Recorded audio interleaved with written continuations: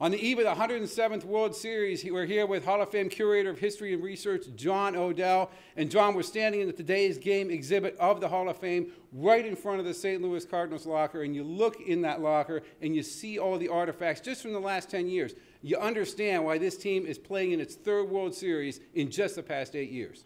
Yeah, this is a tremendous franchise. The St. Louis Cardinals franchise is just a stellar franchise, and the exhibit that we have here in today's game shows the last 10 years of that franchise. The Cardinals have been winning in the National League. They've always been up there at the top.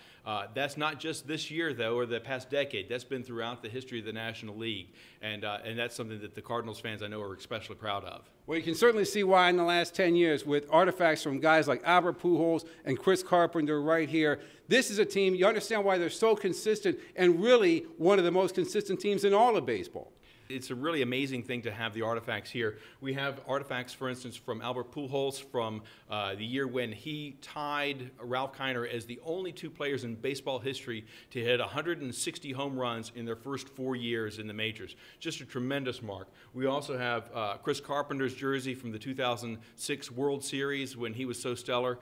We also have Scott Rowland's bat from the final run of the 2006 World Series. So this area is really focused on the past glory, the recent glories rather, of the Cardinals, but they've got a lot of past history as well. Yeah, well, going back through the museum, you can walk through and see why this franchise is gunning for its 11th World Series title. You look at artifacts from like the 40s and the Gas House Gang and the Bob Gibson teams from the 60s. It really is amazing. Yeah, we really have a lot of artifacts here from the Cardinals. Their history has been tremendous.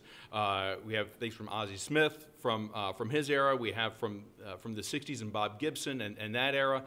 Going back to the Gas House Gang, Stan Musial's area of the 1940s Cardinals is just stellar as well. We actually have Musial's locker here at the Hall of Fame. So for those who like the old school Cardinals, we've got a lot. If you like the new school Cardinals, we've got a lot. Well, John, thank you so much for that trip down Cardinals memory lane. Folks, come and visit us here in Cooperstown and relive all your Cardinals memories, or dial us up on the web at baseballhall.org.